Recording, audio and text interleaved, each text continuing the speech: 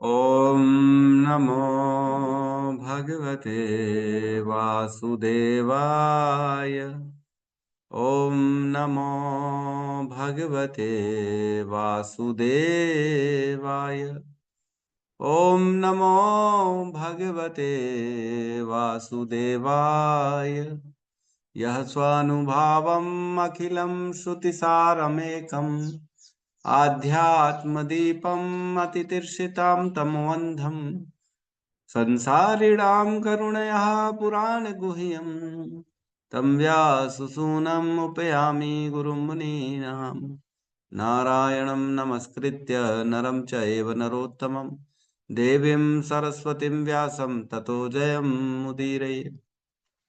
श्रवणतां स्वकथा कृष्ण पुण्यश्रवणकीर्तिनः हृदयन्तस्तो हि अभद्राणि विदुनोति सुहृत्सदाम्। नष्टप्रायेषु अभद्रेषु नित्यं भागवत सेवया भगवती उत्तम श्लोके भक्तिर्भवति नैष्टिकी।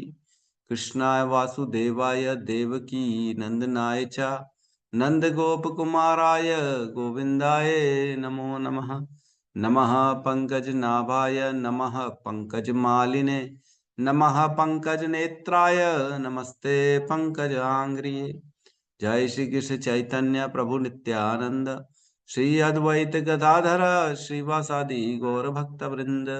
हरे कृष्णा कृष्णा कृष्णा हरे हरे, हरे राम राम राम हरे हरे। हरे कृष्णा कृष्णा कृष्णा हरे हरे, हरे राम राम राम हरे हरे।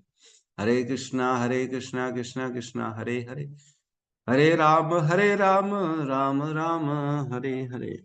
हरे कृष्णा। सभी भक्तों का स्वागत है प्रातःकालीन श्रीमद् भागवतम के सत्र में। एट प्रेजेंट हम लोग दूसरे स्कंद के तीसरे अध्याय का वर्णन कर रहे हैं, जिसमें कल हमने 8वां और 9वां श्लोक को लिया था, जिसमें देवी देवताओं के द्वारा कौन सा सुपरमार्केट खुला हुआ है, क्या खरीदारी करनी है, देवी देवताओं से क्या इच्छा करनी है, क्या वरदान मांगने हैं, वो सारा डिस्कशन चल रहा है। 8वें नंबर श्लोक में कहते हैं, ज्ञान के आध्यात्मिक विकास के लिए मनुष्य को भगवान श्री विष्णु या उनके भक्त की पूजा करनी चाहिए। आध्यात्मिक ज्ञान के लिए पूर्ण पुरुषोत्तम उत्तम श्लोकम है ना, धर्म के लिए बेसिकली धर्मार्थ है ना। तो ऐसा नहीं समझना है धर्म अर्थ काम मोक्ष वाला धर्म और अर्थ दोनों एक साथ हो जाएगा, धर्म भी और पैसा भी, वो नहीं है। ये केवल धर्मार्थ है ना, इसमें अर्थ नहीं है। इसके लिए उत्तम श्लोकम है ना, भगवान को। और क्या करें, संतान और उनकी सुरक्षा के लिए पितरों को तंतु तनवन, तंतु मीन्स संतान और तनवन मीन्स उनकी रक्षा के लिए पितरों को। कल वो वीडियो डाले थे, देखे थे सबने? गौतम बुद्ध प्रभु ने एआई वाला वीडियो, एक वीडियो पोस्ट किया था, नहीं देखा लोगों ने? देखना देखा ना जरूर। और प्रभु। हाँ, अच्छा अच्छा है। वीडियो था सर। हाँ, बहुत ही अच्छा था। मतलब वो एकदम क्लियरली समझ में आ गया।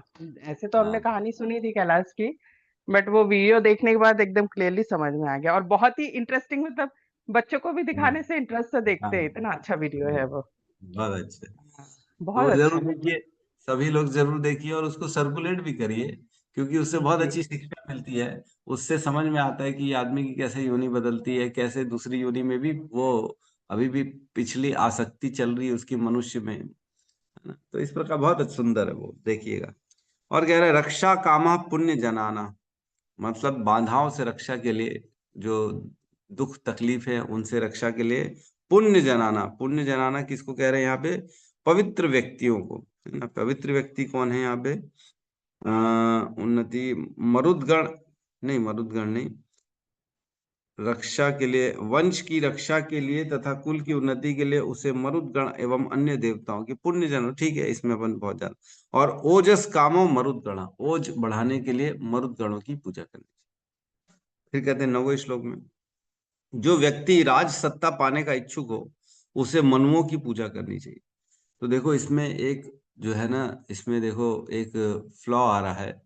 यहाँ पे लिखा है राज सत्ता पाने के लिए उसे मनुओं की पूजा करनी चाहिए, और जो हमने 2 से लेके 7 नंबर श्लोक पढ़ा था, उसमें राज्य कामा के लिए अलग लिखा है। श्लोक नंबर 4 में विश्वान देवान राज्य कामा, है ना, 4 नंबर श्लोक में, याद है?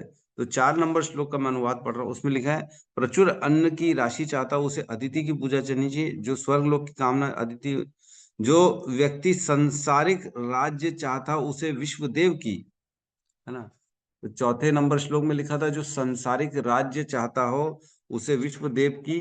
और यहाँ 9वें नंबर श्लोक में लिखा है, जो व्यक्ति राज्य सत्ता पाने का इच्छुक हो उसे मनुओं की। तो मैंने कल भी बताया था, परसों भी बताया था कि एक इच्छा एक ही देवता पूरी करता है ना। जनरली ऐसा ही होता है। सीनियोरिटी में जाएंगे तो और ऊपर वाले तो दे सकते हैं, लेकिन जनरली जिसका डिपार्टमेंट है वही दे सकता है। तो यहाँ पे दोनों में भेद है, एक है राज्य और एक है राज्य सत्ता, है ना। जिसको बेसिकली कंट्रोल का, जिसको इच्छा हो कि मैं कंट्रोलिंग करूं, वो होता है राज्य सत्ता। और एक होता है राजा बनना। जरूरी नहीं है जो राजा बने वो कंट्रोल भी करे, है ना। जनरली डमी राजा भी बन जाता है व्यक्ति, है ना। राजा के नीचे मंत्री होता है, उसके पास राजा, बार कई बार देखा जाता है राजा तो बोलने भर का है लेकिन सब काम मंत्री करता है। तो इसमें भेद है ना। कई बार देखा बहुत एक्टिव रहता है व्यक्ति, लेकिन राजा कोई एक्टिव नहीं है, डमी राजा है ना। जैसे पिछली बार के हमारे प्रधानमंत्री मनमोहन सिंह थे, वो थोड़े से डमी टाइप के थे, है ना। काम को कुछ करते नहीं थे, दिखाने के लिए केवल प्रधानमंत्री थे। बाकी काम तो केवल जो है उनके, जो ये सोनिया गांधी और राहुल गांधी ये लोग करते थे। ठीक है, तो कहने का अर्थ है कि इस तरह का भी हो जाता है कई बार। तो यहाँ राज्य सत्ता और राज्य दोनों में भेद है। राज्य सत्ता चाहिए, पावर चाहिए, कंट्रोलिंग चाहिए, अपना चलाना है, वर्चस्व करना है, तो मनुओं की पूजा करनी है ना। आगे कहते हैं, जो व्यक्ति शत्रुओं पर विजय पाने का इच्छुक हो उसे असुरों की, और जो इंद्रिय तृप्ति चाहता हो उसे चंद्रमा की, है ना। तो इसमें भी भेद आ जाएगा, इंद्रिय तृप्ति और इंद्रिय, है ना। एक और आया था, हमने दूसरे नंबर श्लोक में बोला था, इंद्रियों की इच्छा करने वाले इंद्र की। तो ठीक है, हम सब्जेक्ट ये बहुत ज्यादा नहीं है, हम इसमें बहुत ज्यादा डिस्कशन करेंगे तो हमारा जो आज मेन श्लोक है उसमें हमारा समय कम हो जाएगा, इसलिए हम इसको नहीं पढ़ रहे बहुत ज्यादा। ठीक है, इंद्रिय तृप्ति चाहता उसे चंद्रमा की पूजा करनी चाहिए, किंतु जो किसी प्रकार के भौतिक भोगों की इच्छा नहीं करता उसे पूर्ण पुरुषोत्तम भगवान की पूजा करनी चाहिए।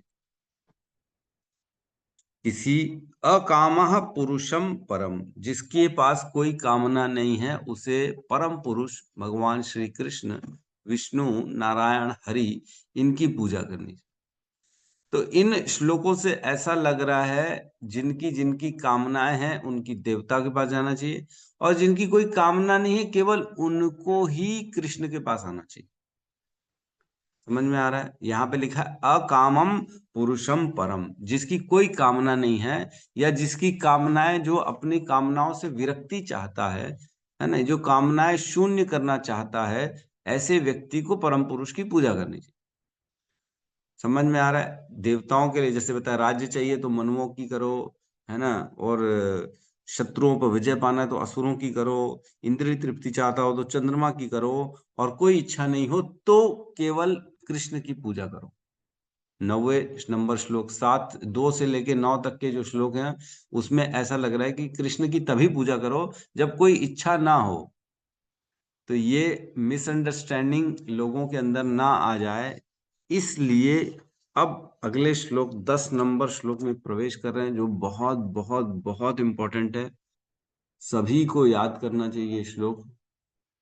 कल हम सबसे पूछेंगे, बहुत आसान श्लोक है ये तो, और सबको याद करना चाहिए क्योंकि ये बेसिक श्लोक है ना। वेरी वेरी इंपॉर्टेंट श्लोक ऑफ श्रीमद् भागवतम, जो हमें बताता है कि यहाँ पे सुखदेव गोस्वामी कह रहे हैं कि ऐसा नहीं है कि जो अकाम है वही केवल भगवान की पूजा करेंगे, है ना। क्लियर है? दिख रहा है? प्रभु जी। जी प्रभु जी। हाँ, तो श्लोक क्रमांक 10, अध्याय 3, स्कंद 2, शुद्ध भक्तिमय सेवा, हृदय परिवर्तन। अकामा सर्व कामा वो, अकामा सर्व कामो वा मोक्ष कामा उदार दी। मोक्षकामोदारति तीव्रेण भक्ति योगेन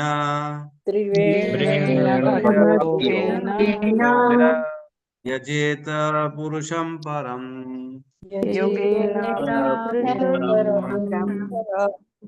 अकामा सर्वकामो वा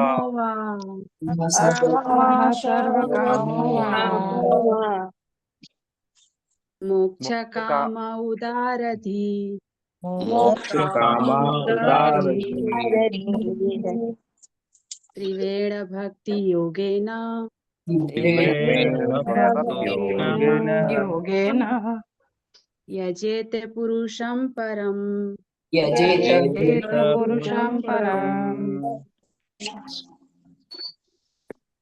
अकामः सर्वकामो वा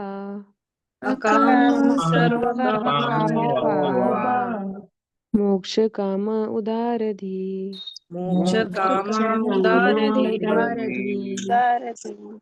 त्रिवेण भक्ति योगेन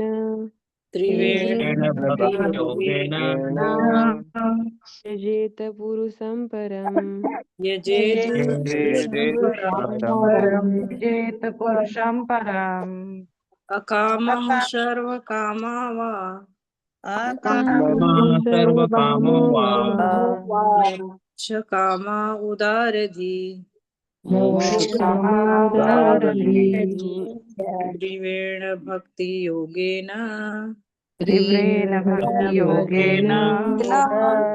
यजेत पुरुषं परम्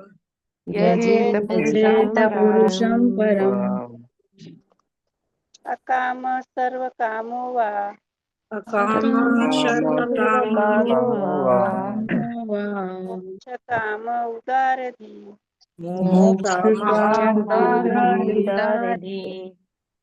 त्रिवेण भक्ति योगेन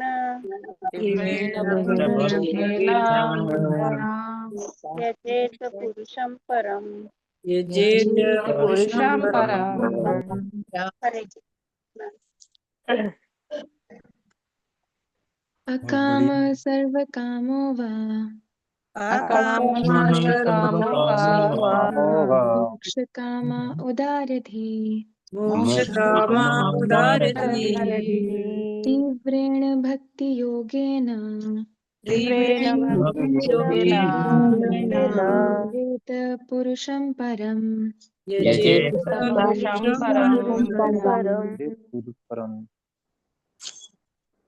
और बोलिए अकामः सर्वकामो वा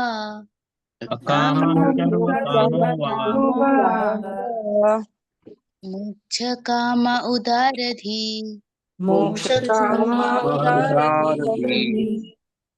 त्रिवेण भक्ति योगेन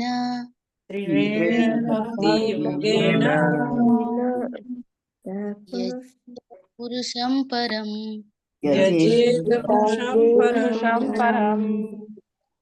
अकाम सर्वकामो वा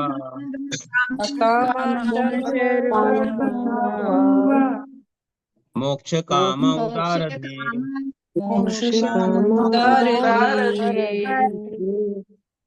तीव्रेण भक्ति योगेन यजेत पुरुषं परम्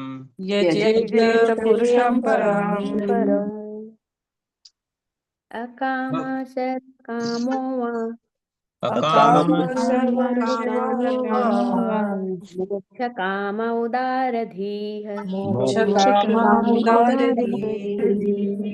त्रिवेण भक्ति योगेन यजेत पुरुषं परम् हरे कृष्ण।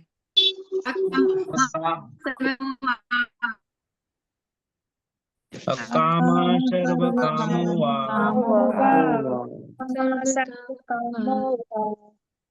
मोक्षकाम उदारधि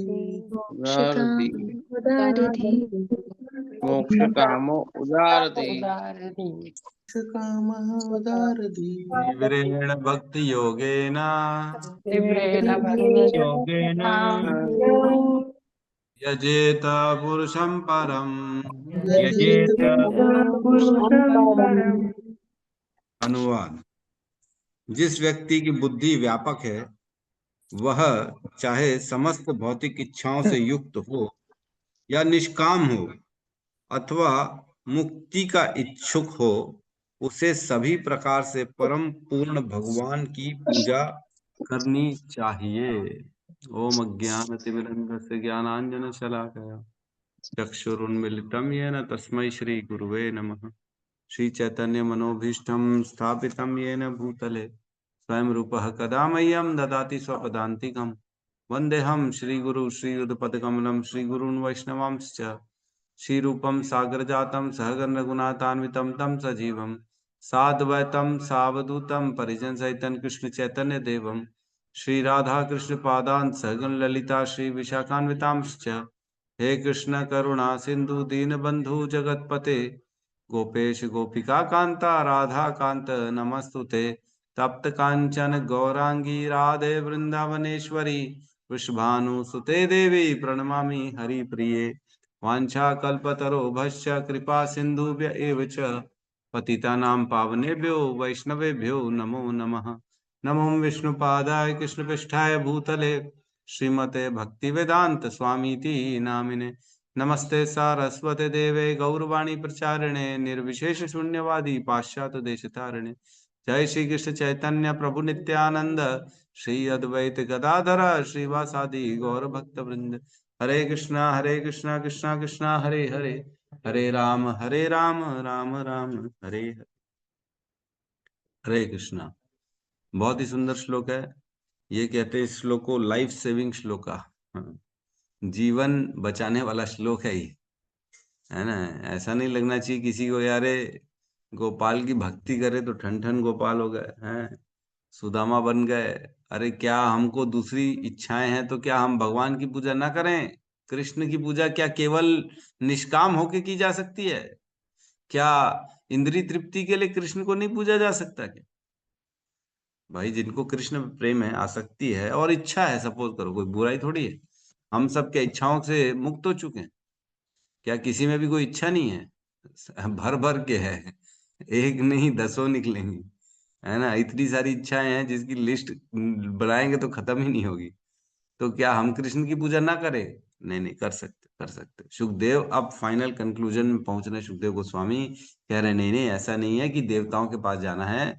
और अब बता रहे हैं अकामा सर्व कामो वा, जिसकी कोई कामना नहीं है, चाहे जिसकी सभी प्रकार की कामना है, अकामा सर्व कामो वा, या फिर मोक्ष कामा उदारती, किसी की मोक्ष की भी कामना है। एक तो हो गई कोई कामना नहीं है, फिर हो गई सारी बहुत सारी सर्व कामा, बहुत सारी भौतिक आसक्तियां लगी पड़ी हुई है, ये भी चाहिए वो भी चाहिए, और मोक्ष कामा उदारती, और मोक्ष चाहिए किसी को, जन्म मृत्यु के चक्र से छुटकारा चाहिए। तो इन तीनों अवस्थाओं में क्या करना चाहिए? उदार दी, जो उदार दी है ऐसा बुद्धिमान व्यक्ति होना चाहिए, लेकिन वो, है ना।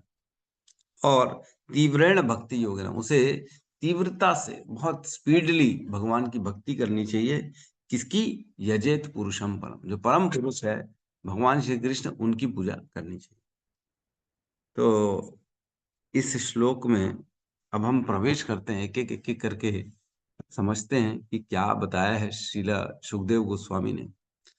अकामा, अकामा मीन्स हमने पहले ही पढ़ा, जिसकी कोई कामनाएं नहीं हैं, या फिर जो अपने जीवन में कोई कामना जो है उनको शून्य करना चाहते हैं, उनको जीरो पे लाना चाहते हैं। कामनाएं तो हैं लेकिन चाहता नहीं हूं कि कामना कोई रहे। टारगेट मालूम है लेकिन एट प्रेजेंट हम वहां पे नहीं है। एट प्रेजेंट कामनाएं हैं लेकिन चाहते हैं शून्य हो जाए, तो भी ऐसा व्यक्ति भी अकामा के उसमें आएगा। तो एक चीज मैं बता दूं, पहले अकामा लिखा है, फिर सर्व कामा लिखा है, फिर मोक्ष कामा लिखा है, तो धीरे धीरे ऐसा बढ़ रहा है ना। पहले जिसकी कामना नहीं है उनसे ज्यादा सर्व कामा, बहुत ज्यादा कामनाएं वाले व्यक्ति से ऊपर है, वो भी कर सकते हैं। और सर्व कामा के भी ऊपर है मोक्ष कामा, और उनकी तो और ज्यादा इच्छा है। हम जाएंगे एक एक करके चर्चा करेंगे। तो पहले अकामा में चर्चा कर लेते हैं। अकामा, तो अकामा का अर्थ जो है मैंने बताया पहले ही, तो लेकिन क्या ये हमारे गृहस्थों पे डिपेंड करता है? क्या गृहस्थों को अकामा होना चाहिए? क्या ये केवल ब्रह्मचारियों के लिए है? नहीं नहीं प्रभु, गीता तो अर्जुन को बोली ना, हम उस लेवल के नहीं, हमारे लिए थोड़ी गीता। ऐसा नहीं है, सबके लिए है गीता। आप किसी भी वर्ण में हो, किसी भी आश्रम में हो, कोई भी योनि में हो, योनि तो खैर मनुष्य योनि होनी चाहिए, अदरवाइज तो समझ में नहीं आएगा। कुत्ते बिल्ली को तो कुछ समझ में नहीं आएगा, इसलिए मनुष्य योनि होनी चाहिए, बुद्धि होनी चाहिए, तभी समझ में आएगा। स्त्री हो, स्त्री हो, पुरुष हो, या कोई भी आश्रम में हो, कोई भी वर्ण में हो, सबके लिए है ये ज्ञान। उसी प्रकार अकामा किसी भी आश्रम में हो, आश्रम पे डिपेंड नहीं करेगा। स्त्री हैं, अरे प्रभु हम तो स्त्री हैं, बच्चों की प्रसन्नता है ना, हम तो प्रभु गृहस्थ है ना, कमाना तो पड़ेगा ना। या फिर अन्य कोई भी वर्ण, कोई भी आश्रम में क्यों ना हो, हर वर्ण हर आश्रम के लिए है अकामा। हो सकता है कोई गृहस्थ में हो, उसकी कोई कामना ना, ऐसा देखा है हमने, घर बार लोग छोड़ देते, कोई कामना ही नहीं। या हो सकता है गृहस्थ में हो, लेकिन अब आगे कामनाएं नहीं चाहिए। आज तो है, आसक्ति है भगवान मेरे पुत्र में, मेरे बच्चे में, लेकिन मेरी आसक्ति जीरो कर दो, मेरे को नहीं चाहिए ये सब आसक्ति, संसार के प्रपंच में नहीं पड़ना है। या हो सकता है कोई ब्रह्मचारी बन गया हो, लेकिन इच्छा कौन सी है, मेरे को अमेरिका जाना है प्रचार करने ऐसा देखा गया है। या मैं टेम्पल प्रेसिडेंट बन जाऊं, ब्रह्मचारी है। ब्रह्मचारी क्यों बना? घर बार छोड़ दिया, अब कोई कामना नहीं है, अब केवल भगवान की सेवा करनी, भगवान की भक्ति करनी है। लेकिन ब्रह्मचारी बनने के बाद धीरे धीरे धीरे धीरे इच्छाएं उत्पन्न हुई, अब उसको टेम्पल का प्रेसिडेंट बनना है। अकामा, अकामना कहाँ से आ गई अकामा? तो लगता जरूर है हमको अकामा, लेकिन कामनाएं तो रहती है सबके अंदर, कहीं ना कहीं सूक्ष्म रूप में है, कहीं ना कहीं। तो ऐसे सभी व्यक्तियों के लिए जो है अकामा मीन्स भगवान की भक्ति करें तो कामनाओं के रहित हो जाएंगे। ये बहुत इंपॉर्टेंट है कि जो भी भगवान की भक्ति करेगा, धीरे धीरे उसकी सारी कामनाएं शून्य हो जाएंगी। भगवान के यही गुण है, भगवान कामनाओं को खत्म कर देते, इच्छाओं रहित कर देते व्यक्ति को। लेकिन किसी भी देवी देवता की पूजा करेंगे तो कामनाएं खत्म नहीं होंगी। ये दोनों में भेद है। देवी देवताओं की पूजा करने से कभी कामना खत्म नहीं होती, उल्टा बढ़ जाती है। हिरण्यकश्यपु ने 36,000 साल ब्रह्मा जी की घोर तपस्या करके उनको प्रसन्न किया, तो क्या उनके अंदर कामनाएं खत्म हुई? नहीं, वो उसके अंदर भोगने की बढ़ गई। अब मैं शासन करूंगा, कभी ना मरूं, मैं ऐसा बन जाऊं। पुत्र को मारना चाह रहा था क्योंकि पुत्र उसके खिलाफ चला गया, तो उसका चित्त शुद्ध थोड़ी हुआ, उसकी बुद्धि नहीं आई, उसके पास मति नहीं आई, क्योंकि उसने ब्रह्मा जी की पूजा करी। रावण ने शिव जी की पूजा करी थी, अपने सर 10 बार काट के शिव जी को 10 बार सर दे दिया। तो रावण की भी कामना खत्म नहीं हुई, कामना तो बढ़ती चली गई, बढ़ती चली। सोने की लंका होनी चाहिए, सीता को भी भोग लूं, इसको भी कर लूं, बाप रे, मैं पूरे तीनों लोकों में मेरा राज्य हो, रावण का यही इच्छा थी। तो कामनाएं खत्म कहाँ हुई? लेकिन जो भगवान की पूजा करता है, जैसे ध्रुव महाराज के अंदर इच्छा थी कि मैं अपने पिता से भी बड़ा राज्य प्राप्त करूंगा, ब्रह्मा जी जैसा राज्य प्राप्त करूंगा, पूरे शासन करूंगा, ऐसा राज्य प्राप्त करूंगा। और इसलिए उन्होंने भगवान की, नारायण की पूजा करी। ओम नमो भगवते वासुदेवाय, इस श्लोक का उन्होंने बार बार इस मंत्र को उच्चारण किया। तब स्वयं भगवान आ गए, और कितने समय में? मात्र 6 महीने। कोई लंबा चौड़ा 10-20 हजार साल उनको तपस्या करने की जरूरत नहीं पड़ी। कौन है ऐसा भगवान का भक्त जिसकी इतनी घोर तपस्या हमने सुनी हो, एकदम घोर, 50,000 साल तक तपस्या किया, तब जाके भगवान कृष्ण प्रसन्न हो। या फिर कोई लंबा, किसी ने गर्दन काट दी, जैसे रावण ने अपनी गर्दन काट दी, तब जाके भगवान प्रसन्न। एक भौमासुर था जिसने अपने अंगों को, अपने अंग के, अपने शरीर से अपने चर्बियों मांस को सबको काट काट के यज्ञ में डालता था, तब जाके शिव जी प्रसन्न हुए और शिव जी को आना पड़ा उनको आशीर्वाद देने के लिए कि तू जिसके हाथ पे सर रखेगा वही भस्म हो जाएगा, भौमासुर। तो इस प्रकार की घोर तपस्या अपन ने सुना है किसी ने कृष्ण को प्रसन्न के लिए कही है? ऐसी घोर तपस्या तो किसी ने नहीं की। कृष्ण तो प्रेम से प्रसन्न हो जाते, कृष्ण तो सेवा से प्रसन्न हो जाते, उनकी भक्ति करने से प्रसन्न हो जाते।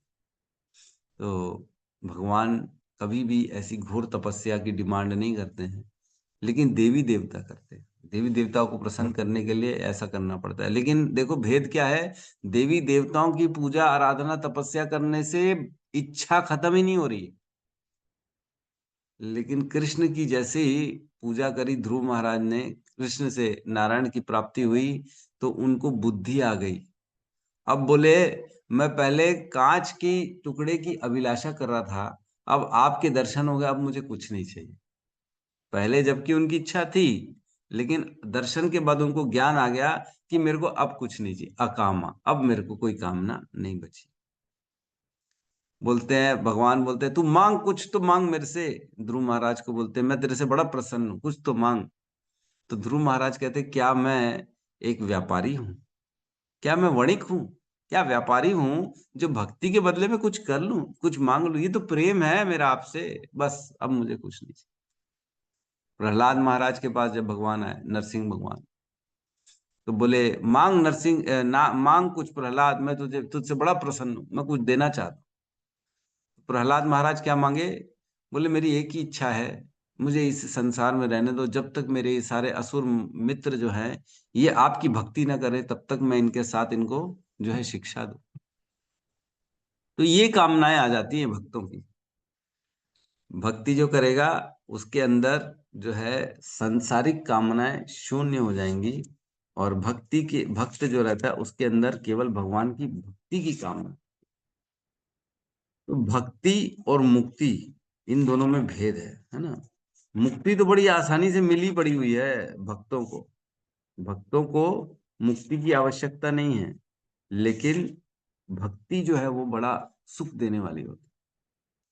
तो एक श्लोक आता है जिसमें कहते हैं 6:17-28, 6.17.28, उसमें कहते हैं नारायणः परा सर्वे न कुतश्चन विभत्यति स्वर्ग अपवर्ग नरकेष्वपि तुल्यार्थ दर्शनी।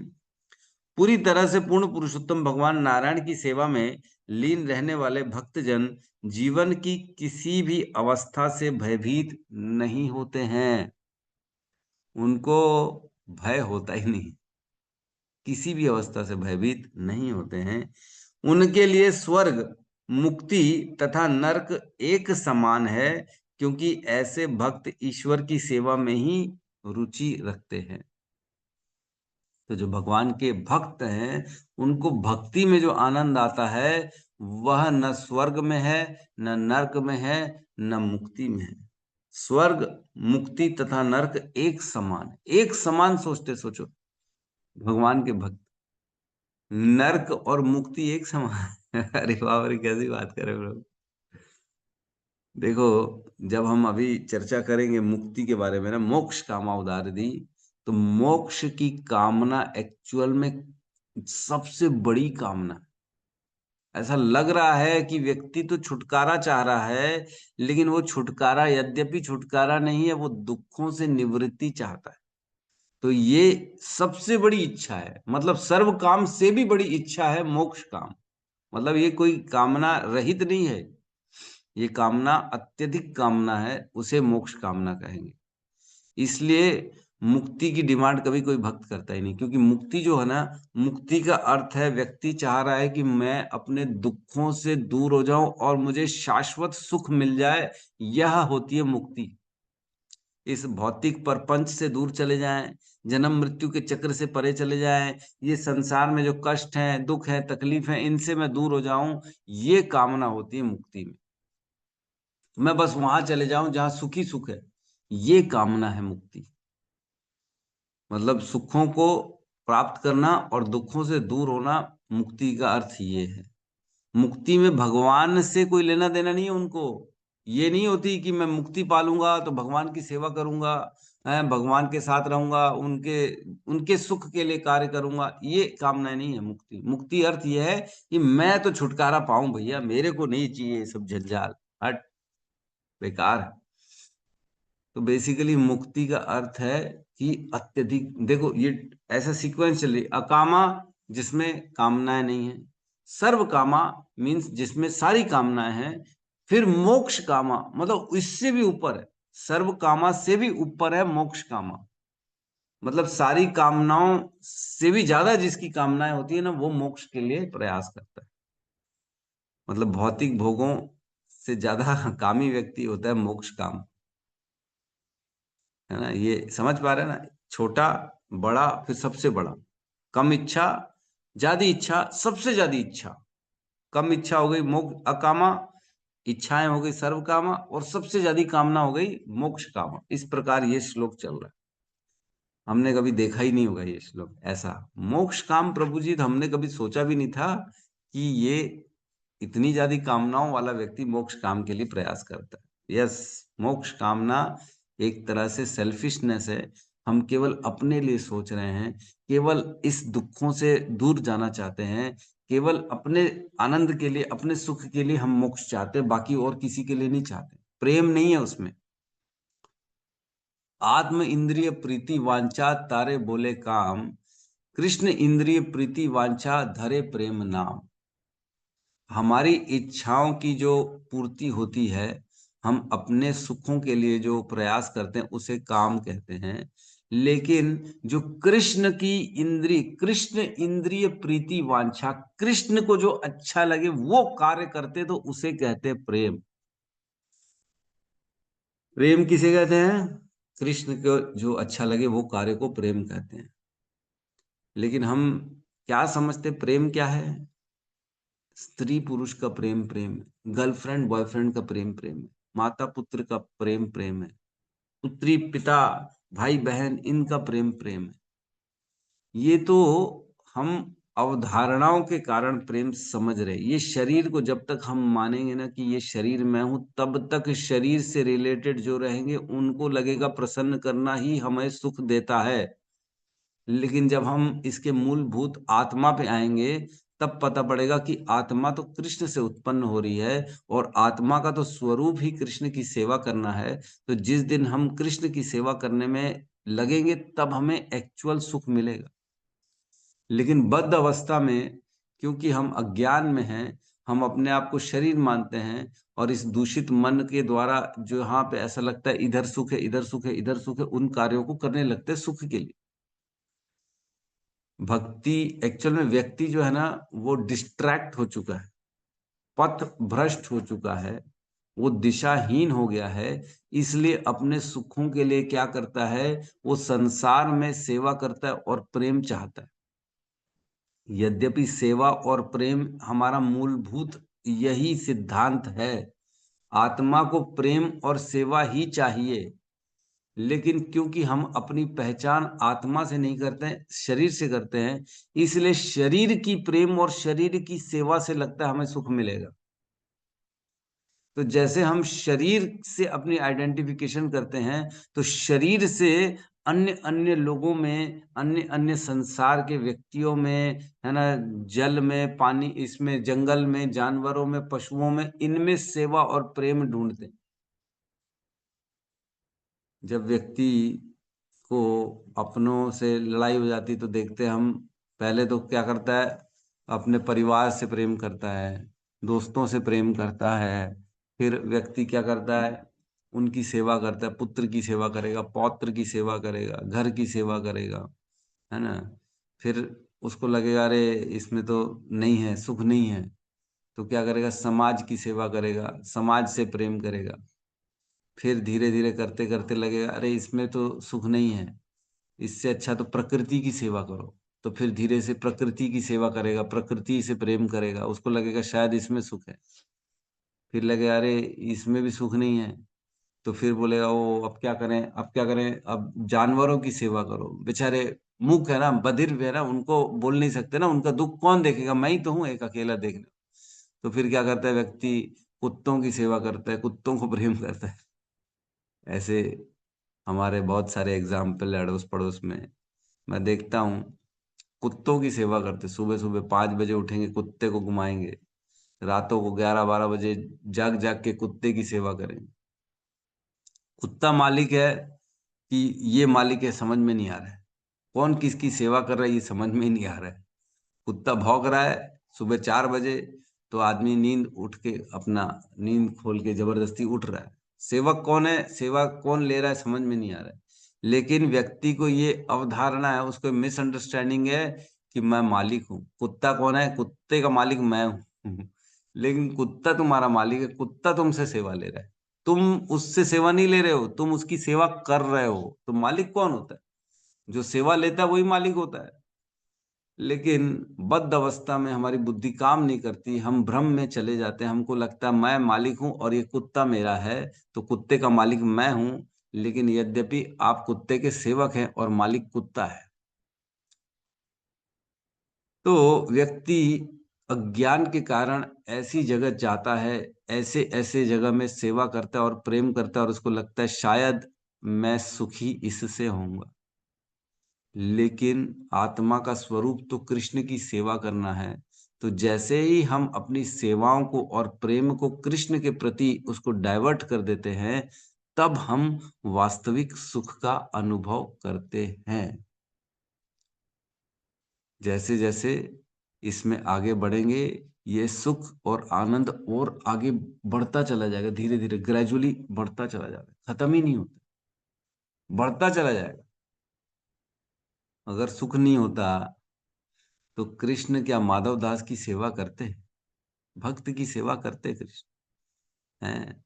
बिल्ला मंगल ठाकुर को हाथ पकड़ पकड़ के कुटिया में रोज उनको खाना पहुंचा रहे, छोटे से गोपाल जी बनकर। भगवान स्वयं आते हैं, भगवान उनके लिए खाना बना रहे, भगवान उनकी सेवा कर रहे हैं। भगवान को अगर सुख नहीं मिलता तो भगवान क्या अर्जुन का सारथी बनते हैं? सोचो, भगवान उसके रथ को चला रहे। सोचो, पूरे ब्रह्मांड, अनंत कोटि ब्रह्मांड नायक स्वयं कृष्ण एक भक्त का सारथी बनने को तैयार हो गए। क्या जरूरत थी उनको? क्या जरूरत थी? कोई जरूरत थोड़ी है। हम जैसे तो कितने जीव उनके अंतर्गत हैं, लेकिन फिर भी जो भक्ति करता है, भगवान कहते हैं वो मुझे सबसे प्रिय है। अहम भक्ता पराधीन हो, मैं भक्त का पराधीन हो जाता। तो बेसिकली अकामा में आते हैं हम। अकामा। तो व्यक्ति जो भगवान की भक्ति करता है ना, धीरे धीरे भगवान उसकी सारी कामनाएं दूर कर देते, उसको ज्ञान के मार्ग पे लेके आ जाते। यद्यपि कामनाओं से भी अगर भगवान की भक्ति करेंगे तो भी भगवान हमें धीरे धीरे बुद्धि देंगे, ज्ञान देंगे, और हम कामनाओं से रहित हो जाएंगे। क्योंकि भगवान का उद्देश्य क्या है? ये व्यक्ति ने मेरा नाम लिया, मेरा उच्चारण किया, मेरी शरण में आया ना, अब इसे पूर्ण रूप से शुद्ध करके मैं अपने धाम में बुलाऊं। ये भगवान ने संकल्प लिया हुआ। अकामा, आगे कह रहे हैं अकामा सर्व कामा वो। अब सारी कामनाएं अगर किसी व्यक्ति के अंदर, पहली श्रेणी ऐसे व्यक्तियों की जिनके पास कोई कामना नहीं है, या फिर कामनाएं हैं और वो कामनाओं को खत्म करना चाहते हैं, ये श्रेणी हो गई पहली वाली, जो अकामा हो गई। अब दूसरी श्रेणी में हम प्रवेश कर गए हैं, वो है सर्व कामा। अब किसी के अंदर सर्व कामनाएं हैं, सारी कामना, सांसारिक कामना है। मैं राज्य पालूं, मैं यहाँ का भोगी बन जाऊं, मेरे पास स्त्री हो, मेरे पास पुत्र हो, मेरे पास पैसा हो, धन दौलत हो, गाड़ी घोड़ा बंगला हो, ऐश्वर्य हो, नाम हो, राज्य हो, शासन हो, पद प्रतिष्ठा हो, बुद्धि हो, सुंदरता हो, है सुगठ शरीर हो, जो भी हो, सिद्धियां हो, अन्य अन्य सारी कामनाएं क्यों ना उसके अंदर, ऐसे व्यक्ति को भी क्या करना चाहिए? कृष्ण की भक्ति करनी चाहिए। सुखदेव गोस्वामी इसलिए कह रहे हैं क्योंकि हो सकता है कोई मिसअंडरस्टैंडिंग ना कर ले पिछले श्लोकों को सुन के, कि बुद्धि चाहिए तो शिव जी की करो, है ना, इंद्रिय तृप्ति चाहिए तो इंद्र की करो, सुंदर स्त्री चाहिए तो अप्सरा उर्वशी की करो। इस प्रकार पूजा करने से आपकी कामनाएं पूर्ति हो सकती हैं। लेकिन यहाँ उनको सही दिशा दिखा रहे, मैंने बता तो दिया है, लेकिन बेसिकली ये सबसे श्रेष्ठ है। सुखदेव गोस्वामी कह रहे हैं सर्व काम, सबकी सब तरह की जो भी कामनाएं क्यों ना हो, तुमको क्या करना चाहिए? भगवान की भक्ति करना। क्या होगा? सारी कामनाएं से धीरे धीरे जैसे ही भगवान की भक्ति करेगा तो भगवान उसकी बुद्धि को प्रखर कर देंगे, उसकी बुद्धि को शुद्ध कर देंगे और धीरे धीरे उसकी इच्छाएं down down down down down down down होना चालू हो जाए। ये तो हम अपने जीवन में भी देख सकते हैं कि नहीं देख सकते हैं? चोर को चोरी करने की इच्छा होती है कि नहीं? चोर को ये इच्छा रहती है कि मैं चोरी करके बहुत बड़ा पैसे वाला बन जाऊं, तो उसकी भी इच्छा है। तो ऐसे व्यक्ति को भी किसकी पूजा करनी चाहिए? कृष्ण की पूजा करनी चाहिए, चोरी करने वाले की भी। तो कोई भी खाने पीने की हो, केवल जो है किसी भी प्रकार की क्यों ना इच्छा हो, व्यक्ति को भगवान की पूजा करनी चाहिए। तो भगवान सीमित नहीं है। ऐसा नहीं है कि भगवान इच्छा वाले को इच्छा नहीं देंगे। ऐसा नहीं सोचना कि अरे भगवान की पूजा करने से तो मेरी इच्छा खत्म हो जाएंगी, इसलिए मैं इच्छा भगवान की नहीं करता। ऐसा नहीं।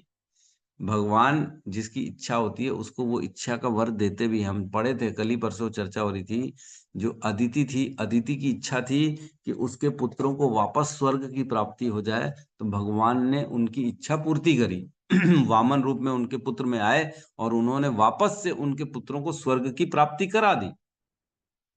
तो इच्छा पूर्ति हुई, ऐसा नहीं कि नहीं हुई। लेकिन भगवान हमारी इच्छाओं में जो है ना, ऐसा मान के चलो छन्नी लगा लेते हैं, उसमें जो हमारे लिए हितकारी चीजें होती वो कराते हैं। गलत चीज नहीं कराएंगे। जैसे अदिति ने बोला था कि बलि का वध भी कर दो, तो भगवान ने बोले बलि का वध नहीं करूंगा, तुम्हारी अच्छा इच्छा जो है स्वर्ग की वो मैं दिला देता हूं, लेकिन बलि का वध नहीं करूं। तो गलत काम जो है ना भगवान नहीं कराते हमसे। इस बात पे हमें आश्वस्त होना चाहिए कि मैं भगवान की सरेंडर में जा रहा हूं तो मेरे साथ कुछ भी अहित नहीं होगा। लेकिन अगर देवी देवताओं की शरण में जाते हैं तो वो ये नहीं देखते कि इससे किसी दूसरे का गलत होगा, अहित होगा। वो हमारी कामना एज इट इज बोलते ठीक है, तुम्हारी इच्छा है, हम पूरी कर देते, बात कर रहा हूं। इससे तुम्हारा अहित हो, तुम्हारे ऊपर पाप चढ़े या किसी दूसरे के द्वारा तुम्हारे को श्राप मिले, उससे कोई लेना देना नहीं है। लेकिन कृष्ण की पास जाने से हमारा सबसे बड़ा एडवांटेज क्या है? जितनी भी कामनाएं हैं वो कामना तो पूरी भी होंगी होंगी, लेकिन उसका कोई जो एक नेगेटिव इफेक्ट है वो हमारे ऊपर नहीं आता, क्योंकि भगवान प्यूरिफाई कर देते हैं हमारी इच्छाओं को। साइड रिएक्शंस, रिएक्शंस बोलते हैं ना, एक रिएक्शन होता है ना। कोई कामना करी कि मैं तो जो है पैसे वाला बन जाऊं, मेरा पड़ोसी भिखारी बन जाए, ऐसा होता है। या एक हमने बचपन में एक बहुत अच्छी कथा सुनी थी। वो व्रत, एक बहुत आदमी तपस्या करता है देवताओं की और बोलता है मेरे को ऐसी इच्छा हो जो मुझे मिले, मैं मतलब मैं अपने पड़ोसियों से ज्यादा प्राप्त हो मेरे को। तो उसकी इच्छा पूरी होती है, बोले ठीक है तू जो भी चाहेगा, लेकिन तेरे पड़ोसी को डबल मिलेगा तेरे से। याद है कि नहीं?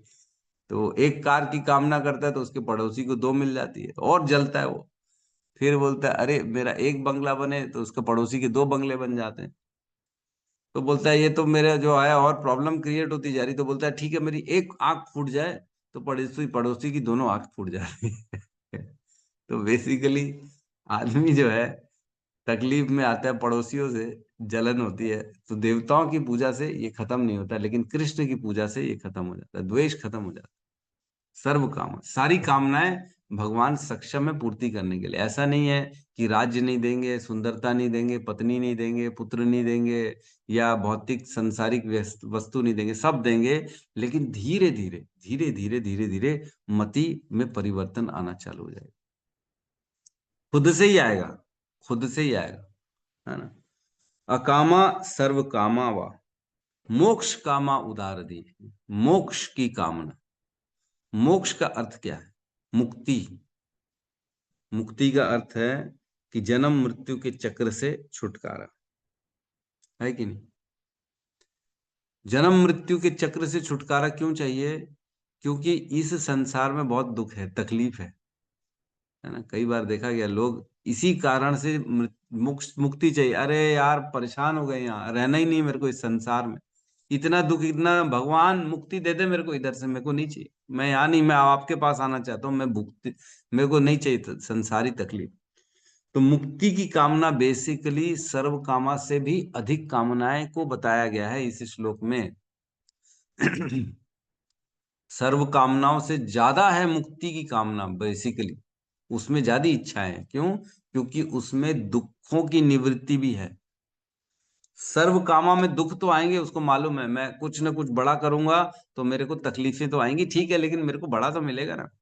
समझ में आ रहा है? सर्व कामा में सपोज करो मुझे राज्य चाहिए बहुत बड़ा, मैंने पूजा कही मेरे को बहुत बड़ा राज्य दे दो, तो राज्य मिल गया, लेकिन उसको ये मालूम है कि राज्य में दुश्मन भी आएंगे, राज्य को भेदने वाले भी आएंगे, लेकिन हमको उसको जीतना पड़ेगा।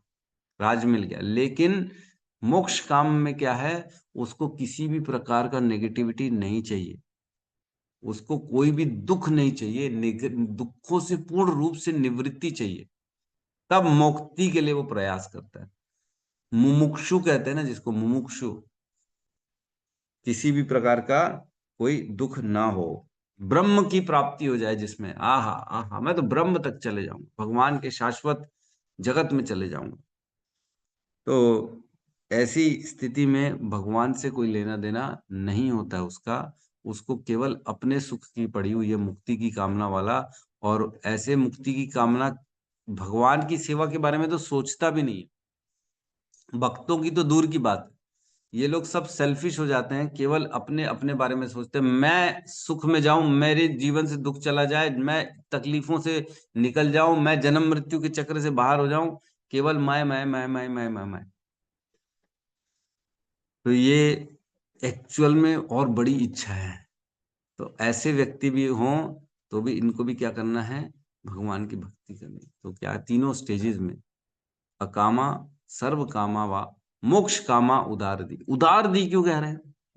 उदार दी, उदार दी मीन्स उदार दी, उदार बुद्धि वाला। दी मीन्स बुद्धि, उदार मीन्स बहुत ही विशाल बुद्धि वाला, जिसका बुद्धि बड़ी व्यापक है। भगवान कृष्ण क्या है, बहुत बड़े हैं, सबकी बुद्धि में आते नहीं है कि नहीं? लोग बोलते हैं अरे गोपाल जी की क्यों पूजा करेंगे जी, गोपाल क्या दिया है उनको, हमने क्या, उन्होंने क्या दिया है? वो तो ऐसी है, बांसुरी लेके घूमते रहते हैं, वो 16,000 शादी कर ली, उससे क्या मांगेंगे? गोपियों के साथ रास लीला करते, उनसे क्या मांगेंगे? उदार दी, जो बुद्धिमान व्यक्ति, जो इंटेलिजेंट व्यक्ति है, जिसको कृष्ण समझ में आ गया, उसकी बात चल रही है ना। या उदार दी का अर्थ एक और है, जो ऐसा नहीं है कि घर से परेशान हो गया है ना, दोस्तों से परेशान हो गया, बच्चों से परेशान हो गया, शादी से परेशान हो गया, तो उसको जो है ना भगवान की भक्ति करनी है। भक्ति करे वो अपनी बुद्धि से, अपनी ज्ञान से भगवान कृष्ण की शरण में जाए, वो उदार दी है ना। चतुर्विधा भजन्ते माम जना सुकृतिनो अर्जुनो, अर्थो जिज्ञासु, अर्थार्थी, ज्ञानी च भरतर्षभ। 4 प्रकार के लोग मेरी शरण में आते हैं। अर्थो, जिसको पैसा चाहिए, अर्थो जिज्ञासु, जिसकी इंक्वायरी है, अर्थ आर्थी, जिसको पैसा चाहिए, ज्ञानी और ज्ञानी, ये 4 लोग मेरी शरण में आते हैं, भरतर्षभ। तो जो भी कृष्ण को पूजे वह उदार दी है बेसिकली, भले किसी भी कारण से पूजे, वो परेशान होके पूजे, या पैसों के लिए पूजे, या जिज्ञासा होके पूजे, किसी भी कारण, लेकिन कृष्ण को अगर पूज लिया तो उदार दी है ना। इसमें 7.18 में एक श्लोक आता है ना, उसमें कहते हैं, निस्संदेह ये सब उदार चेता व्यक्ति हैं, किंतु जो मेरे ज्ञान को प्राप्त है उसे मैं अपने ही समान मानता हूँ। वह मेरी दिव्य सेवा में तत्पर रहकर मुझे सर्वोच्च उद्देश्य को निश्चित रूप से प्राप्त करता है। तो ये जो चारों जो हैं, जो भगवान की शरण में जा रहे हैं, भगवान क्या कह रहे हैं, ये निस्संदेह उदार हैं, क्योंकि मेरी शरण में आ रहे हैं। और हम अनुवाद में भी लिखा है, अनुवाद में, जिस व्यक्ति की बुद्धि व्यापक है, व्यापक वर्ड्स देख रहे हैं, श्रील प्रभुपाद ने क्या क्या वर्ड्स लिया है। व्यापक, जिसकी बुद्धि व्यापक है वो कृष्ण की शरण में जाता है, हर कोई नहीं जाता। तो कृष्ण को स्वीकार करना बड़ा मुश्किल है, लेकिन जिस भी बुद्धि में कृष्ण प्रवेश कर गए वह बुद्धि बेसिकली व्यापक है, वह बुद्धि उदार है। तो ऐसे व्यक्ति को भगवान की शरण में जाना चाहिए जो उदार है। फिर कह रहे हैं तीव्रेण, तीव्रेण भक्ति योगेन। इसका अर्थ क्या है? तीव्रता से भगवान की भक्ति में लगना चाहिए। किसकी? कृष्ण की भक्ति में तीव्रता से लगना चाहिए। तीव्रता से लगना चाहिए मतलब तीव्रता से लगना चाहिए का अर्थ है अन्य कोई साधन को वह इंपॉर्टेंस ना दे, अन्य कोई देवी देवताओं की शरण में ना जाए, अन्य कोई भी प्रक्रिया को अपनाए ना, उसकी एक मत एक निष्ठ भक्ति और प्रयास केवल कृष्ण की शरण में जाने का हो, तब तीव्रेण कहलाएगा। साधन की अनन्यता को तीव्रेण कहा गया। समझ में आ रहा है? साधन की अनन्यता। साधन क्या है? श्रवण कीर्तन और स्मरण। श्रवण कीर्तन और स्मरण की अनन्यता होनी चाहिए, मतलब केवल केवल कृष्ण का श्रवण कीर्तन और स्मरण होना चाहिए, बस, और कुछ नहीं होना चाहिए। ऐसा नहीं है कि कर्म योग भी कर रहा है, अच्छा ठीक है थोड़ा कर्म योग भी कर लेते, पुण्य भी कमा लेते हैं ना, या फिर थोड़ा बहुत मैं काम करता हूँ, शिव जी का जाप भी कर लेता हूँ, ओम ओम ओम बोल के शिव जी को भी प्रसन्न कर लेते, या थोड़ा बहुत दुर्गा जी को भी हम प्रसन्न कर लेते हैं। नव दुर्गा आ रहे हैं, नवरात्र आ रहे हैं ना, तो नवरात्र में तो उनकी जो है डिमांड बढ़ जाती है ना, तो उनको प्रसन्न करना ज्यादा जरूरी। तो ये तीव्रेण में नहीं आएगा। तीव्रता मीन्स केवल और केवल एक साधन को पकड़ के, एक कृष्ण, एक निष्ठ, एक साधन, एक टारगेट, एक रास्ता, बस तीव्रेण। ऐसा नहीं 16 माला करनी तो जल्दी जल्दी करने लगे, तीव्रता से करनी तो जल्दी जल्दी करना है प्रभु, जल्दी जल्दी नहीं करना है। भाव रखना है, और भाव रख के, और किसी के प्रति हमारे एक मतलब 1% भी डाइवर्जन नहीं हो बुद्धि का, भाव का, केवल एक कृष्ण और कुछ नहीं, एक कृष्ण और सब भ्रात्य। समझ में आ रहा है तीव्रेण का अर्थ? तीव्र भक्ति मीन्स अन्य किसी पर आश्रित ना होना, अन्य देवी देवताओं या गुरुओं या परंपरा या अन्य किसी के पूजा आराधना में न लगना, इसको तीव्रेण कहा गया। ये बहुत गहरा चिंतन का विषय है। अगर इसको हम ऐसे ही सुन के ऊपर ऊपर चले जाएंगे ना, तो शायद ये समझ में नहीं आएगा, लेकिन जब हम गहराई में जाएंगे तो हर किसी के जीवन में कोई ना कोई गुरु, कोई ना कोई हमारे घर के माध्यम से या पड़ोसी के माध्यम से या पत्नी बच्चों के माध्यम से कोई ना कोई ऐसा आ जाता है जिसको पूजना, जिसकी आराधना थोड़ी बहुत करते हैं लोग। थोड़ा सा भी नहीं बटना है, बिल्कुल नहीं, 1% भी डेविएट नहीं होना है, केवल और केवल कृष्ण। कैसे होगा? जब सपोज करो भगवान हमारे गुरु ने बोला केवल कृष्ण का प्रसाद स्वीकार करेगा व्यक्ति, है ना, तो जब हृदय में ये भाव रहेगा कि मेरे कृष्ण पहले खाएंगे तभी मैं खाऊंगा, पत्नी अपने पति के खाने के बाद ही खाती है तभी उसको बुलाया जाता है, ये तो बहुत ही जो है धर्म पत्नी है, ये धर्म का आचरण करती है और केवल अपने पति के प्रति निष्ठ है, यही कहा जाता है ना, पति की सेवा करेगी, पति का उचिष्ट पति के खाने के बाद खाएगी तभी खाऊंगी मैं, पति नहीं खाया तो मैं भी नहीं खाऊंगी। वैसे ही कृष्ण खाएंगे तभी मैं खाऊंगा। कृष्ण ने नहीं खाया है, पता लगा मैं बाजार से उठा के मिक्सचर खा रहा हूँ, बाजार से उठा के जूस पी लिया हूँ, बाजार से उठा के भूख लग रही थी प्रभु क्या करें, हम खा लिए हम, तो ये तीव्रेण में नहीं आएगा। तीव्रेण अर्थात कृष्ण पाएंगे तो ही मैं पाऊंगा, कृष्ण का उचिष्ट है तो ही मैं पाऊंगा, नहीं तो नहीं पाऊंगा, बात खत्म। ये होती तीव्रता। हम करते तो हैं लेकिन ये बड़ा मुश्किल है फॉलो करना तीव्रेण का। 16 माला करना है तो क्या 16 माला कर रहे हैं? 16 माला के पहले तो क्या हो जाता है, पत्नी, बच्चे, व्यापार, जॉब, गाड़ी घोड़ा, नौकर चाकर, ये सब पहले आ जाता है। अरे पहले ये आ गया ना प्रभु, इसको पहले कर लेता हूँ, वो तो 16 माला तो कर लूंगा मैं। पता लगा रात तक 10 ही हुई, 8 ही हुई, 12 ही हुई, ओहो आज तो 2 रह गई, कल करेंगे, अब 2 4 कल करेंगे, तो ये तीव्रता में नहीं आएगा। तीव्रता अर्थ है जो नियम है, जो साधना है, जो निष्ठा है, उसको पूर्ण रूप से सबसे ऊपर रखना। प्रायोरिटी जीवन की क्या है? पहले कृष्ण की सेवा, अन्य काम सब बाद में। ये होती है तीव्रता। तीव्रेण भक्ति योगेन, तीव्रता से भक्ति के जो अंग हैं उनको, जो भी अंग हम अपना रहे हैं, 9 भक्ति बताए गए, श्रवणम कीर्तनम स्मरणम विष्णु पादनम, श्रवणम कीर्तनम विष्णु स्मरणम पाद सेवनम अर्चनम वंदनम दास्यम साख्यम आत्मनिवेदनम, 9 भक्ति हैं। इसमें से जो भी हम कर रहे हैं, श्रवण कर रहे हैं, कीर्तन कर रहे हैं, जो भी कर रहे हैं, सब पूजन कर रहे हैं, है ना, या आत्म निवेदनम तो बड़ा मुश्किल है, लेकिन दास्यम साख्यम जो भी कर रहे हैं, लेकिन करें तो एक निष्ठ होकर। ये उद्देश्य है। तो बेसिकली तीव्रेण भक्ति योगेन यजेत पुरुषम पर, इसकी कृष्ण की भक्ति कर, और किसी की नहीं। एक निष्ठ होना है, एक के प्रति, अन्य के प्रति समर्पित नहीं होना। जैसे एक स्त्री है, वो एक अपने पति के प्रति निष्ठ रहती है, और किसी के प्रति निष्ठ नहीं रहती, है ना। अगर किसी और के पास भी जाने लगी स्त्री, तो क्या बोलेंगे, ये तो व्यभिचारी है ना, ये तो 2-2 4-4 के साथ संबंध रखी। या कोई पुरुष ही है, पुरुष के 4-4 संबंध है पत्नी के अलावा, तो क्या बोलेंगे, ये व्यभिचारी है ना, ये एक निष्ठ नहीं है।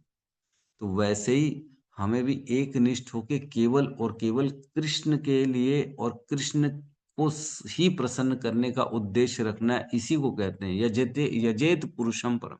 उन्हीं को प्रसन्न करने के लिए कार्य करना है, और किसी को प्रसन्न नहीं करना है। तो इसी को कहा गया यहाँ पे, केवल और केवल भगवान की भक्ति। तो कैसे होता है, ये क्या भाव आएगा जब हम कहेंगे यजेत पुरुषम परम? तो इस पे मैंने ना 2-3 श्लोक निकाले, मैं बताना चाह रहा हूँ, है ना। उसमें एक श्लोक आता है जिसमें कहते हैं, नाथ योनि सहस्रेषु येषु येषु व्रजाम्यहं तेषु तेषु अच्युता भक्तिर अच्युतास्तु सदा त्वयि। मैं जहां कहीं भी जाऊं, हे नाथ, जीवन के सहस्त्र योनियों में, योनियों के मध्य प्रत्येक स्थिति में मुझे आपकी प्रीति दृढ़, आपके प्रति दृढ़ भक्ति प्राप्त हो, हे अच्युत। तो ये विष्णु पुराण का श्लोक है जिसमें कह रहे हैं, नाथ योनि सहस्त्रेषु, हे नाथ, मेरी सहस्त्र हजारों हजारों योनियों में मैं क्यों न चले जाऊं। नाथ योनि सहस्त्रेषु येषु येषु व्रजाम्यहं, जिस जिस योनि में भी मैं जाऊं, येषु येषु व्रजाम्यहं, आप कोई भी योनि मेरे को दे दो, मैं चले जाऊंगा वहां पे। लेकिन क्या कह रहे हैं, तेषु तेषु अच्युता भक्तिर, उस योनि में लेकिन मेरे को अच्युत आपकी भक्ति होनी चाहिए। अच्युतास्तु सदा त्वयि, सदा आप मेरे साथ रहें उस योनि में, बस मेरी यही कामना है। तो भक्त को योनियों से डर नहीं लगता, भक्त को नरक से, स्वर्ग से डर नहीं लगता। भक्त को क्या चाहिए, कहीं पे भी भेज दो, लेकिन मैं आपकी भक्ति करूं, बस। और एक श्लोक आता है, उसमें कहते हैं, सर्व कर्म फलादिन फल निर्दिष्टाम्या याम याम योनि व्रजाम्यहं तस्याम तस्याम ऋषिकेशः त्वयि भक्ति दृढ़ास्तु मे। अपने कर्मों के द्वारा मुझे जो भी जन्म प्राप्त हो, उन जन्म में मैं, हे ऋषिकेश, मुझे आपके प्रति दृढ़ भक्ति प्राप्त। कह रहे हैं क्योंकि जन्म तो कर्मों के आधार पे मिल जाता है ना भगवान, मेरे को कोई फर्क नहीं पड़ता, आप कोई भी योनि क्यों ना प्रदान कर दो मेरे को, किसी भी जीवन में मेरे कर्मों के आधार पे मेरे को डाल दो, लेकिन हे ऋषिकेश, मेरा समर्पण केवल आपके प्रति हो, ये मेरे को चाहिए। इसको कहते हैं यजेत पुरुषम परम, पूर्ण रूप से भगवान के प्रति अब श्रद्धा है, और उन पे डाल दिए भगवान, आप मेरा जो करना है, मेरा आचार भी डाल दो, लेकिन रखो अपने पास, अपने से दूर मत करो। ये होती है भक्ति, है ना। तो ऐसे ही एक श्लोक आता है 10.73.15, 10, 73, 15, उसमें कहते हैं, कृपया हमें बतलाएं कि हम किस तरह आपके चरण कमलों का निरंतर स्मरण कर सकें, यद्यपि हम इस संसार में जन्म मृत्यु के चक्र में घूम रहे हैं। तो ये भगवान के भक्त जो मेरे ख्याल से गोपियों का वर्णन है, वो कह रहे हैं हम इस जन्म मृत्यु के चक्र में घूम रहे हैं, बस बताओ कि हम हमेशा आपका स्मरण कैसे करेंगे, आपका ही स्मरण बना रहे हमारे पास हर योनि में। ये भक्ति है। हमने पढ़ा था परीक्षित महाराज ने जब आए थे वो गंगा तट पे, तब उन्होंने ऋषियों के सामने बोला था कि अगर मेरी दोबारा जन्म हो तो मेरी क्या इच्छा है। 3 इच्छाएं बताई थी उन्होंने। किसी को याद है क्या 3 इच्छा बोली थी परीक्षित महाराज ने? अगर दोबारा मुझे जन्म मिलता है तो कृपया करें मेरे साथ ये 3 चीजें होनी चाहिए, आशीर्वाद दीजिए, ऐसा बोला था उन्होंने। मैंने प्रश्न पूछा था, मेरे को याद है रोहिणी नंदन प्रभु ने इसका उत्तर भी दिया था। याद है रोहिणी नंदन प्रभु आपको? आपने इस क्वेश्चन का आंसर दिया है। हाँ प्रभु जी, उसमें जैसे मैं अगला जन्म पाऊं तो भक्तों को संग मिले, ये है एक इसमें जो है। और 3 चीजें मांगी थी, भक्तों का संग मिले और भगवान के चरणों में प्रीति हो। भगवान की भक्ति मिले, भगवान के भक्तों का जो है संग मिले, और तीसरा वो पर गया मैत्री भाव। मैत्री भाव। यस, गौतम बुद्ध प्रभु सही कह रहे हैं, सभी जीवों पे मैत्री का भाव हो। 3 चीजें मांगी थी परीक्षित महाराज। अगर दोबारा जन्म भी मिले तो क्या मिले? मुझे भगवान में अटूट भक्ति मिले, भक्तों का संग मिले, और सभी जीवों पे मैत्री का भाव रहे मेरा। तो देखो, भक्त जो होता है अगले जीवन से डरता नहीं है, लेकिन कामना ये करता है बस भगवान की भक्ति कभी भी ना छूटे, भक्तों का संग कभी भी ना छूटे, बस मैं यही चाहता हूँ। तो इस प्रकार हम भगवान की जो है, भक्त लोग भगवान की भक्ति करते हैं। भगवान की जो नाम है, भगवान की भक्ति है। एक बड़ा सुंदर सनातन गोस्वामी ने बृहद भागवत अमृत में श्लोक आता है जो मैं पढ़ के सुना रहा हूँ आपको। उसमें कहते हैं, भगवान के नाम के प्रति निष्ठा देखो उनकी। कहते हैं, जयति जयति नामानंद रूपम मुरारे, विरमित निज धर्म ध्यान पूजादि यत्नम, कथमपि सकृतातम मुक्तिदम प्राणिनाम यत्, परमम अमृतम एकम जीवनम भूषणम में। कह रहे हैं कि जय हो, जयति जयति भगवान, जयति जयति नामानंद रूपम मुरारे। हे भगवान, आपके नाम की जय जयकार है। जयति जयति नामानंद रूपम मुरारे, हे मुरारी, हे भगवान, आपके नाम की जय जयकार है ना? क्यों जय जयकार है? कह रहे हैं, विरमित निज धर्म ध्यान पूजादि यत्नम। अब विरमित मीन्स अब तो विरह हो गया है, अब इनसे जो है कोई करने की इच्छा नहीं होती। क्या करने की इच्छा नहीं होती? निज धर्म, अब निजी काम, अपने स्वधर्म करने की इच्छा नहीं हो रही, ध्यान करने की इच्छा नहीं हो रही, और पूजादि यत्नम, अन्य अन्य पूजाओं और यत्न करने की कोई इच्छा नहीं बची अब हमारे हृदय में, जब से हम आपकी शरण में आए हैं, है ना? विराम दे दिया है अब सब कामों को मैंने, विरमित, अब विराम दे दिया है निज धर्म को, अपने घर के अपने कामों को, सब चीजों को, ध्यान को, पूजा को, यत्न को, सबको विराम दे दिया है। कथम अपि सकृत आत्म मुक्ति दम प्राणी नाम यत्। कह रहे हैं क्यों क्यों दे दिया है? क्योंकि किसी भी प्रकार से सिर्फ एक बार अगर भगवान का नाम ले लो, सकृत अपि, एक बार भी अगर, कथम अपि, कभी भी गलती से, सकृत अपि, एक बार भी अगर भगवान का किसी ने नाम ले लिया हो तो क्या करें? वो तो सभी प्रकार से उसे मुक्ति मिल जाती है। मुक्तिदम प्राणी नाम यत्, उसको उसी समय सब प्रकार से मुक्तियां भगवान प्रदान कर देते। मतलब ऐसा नहीं है कि एक बार सिर्फ बोलना पड़ेगा। अगर कोई बेचारा गूंगा है तो कैसे बोलेगा? तो बोल नहीं पाएगा। अरे तो क्या उसको मुक्ति नहीं मिलेगी? नहीं नहीं, उसको मुक्ति मिलेगी। कह रहे हैं अगर किसी भी इंद्रिय से उसने भगवान के नाम का स्पर्श कर लिया, सुन लिया, कान तो चालू है, सुन तो सकता है, सुन लिया, कहीं लिखा हुआ है हरे कृष्ण महामंत्र और आंखों से पढ़ लिया और स्मरण हो गया हरे कृष्ण का, तो उसमें भी उसको मुक्ति मिल जाए। तो केवल उच्चारण का आवश्यकता नहीं है। इसलिए कह रहे हैं परम अमृतम एकम जीवनम भूषणम में, ये तो परम अमृत प्रदान करने वाला है भगवान का नाम, और ये क्या है? आभूषण है मेरे जीवन का, है ना। एकम जीवनम भूषणम, ये एक ही ऐसा आभूषण है जिसको हमें स्वीकार करना चाहिए। भगवान का सोचो, भगवान के नाम के प्रति हमारे जो आचार्य थे उनकी कितनी निष्ठा थी, क्या विचार थे उनके भगवान की भक्ति के प्रति। वो भगवान के भक्ति के अलावा कुछ और जीवन में सोच भी नहीं सकते थे। हम ऐसे संप्रदाय से आते, सनातन गोस्वामी, रूप गोस्वामी, है ना, अन्य अन्य जितने हमारे गोस्वामी हुए, इतने जबरदस्त थे, सब छोड़ दिया, है ना, हर चीज छोड़ दिया, फिर केवल और केवल भगवान की भक्ति के लिए। तो कलकत्ता से जो आए थे छोड़ के, कौन थे हमारे गोस्वामी, क्या नाम था उनका, दिमाग में आ ही नहीं रहा।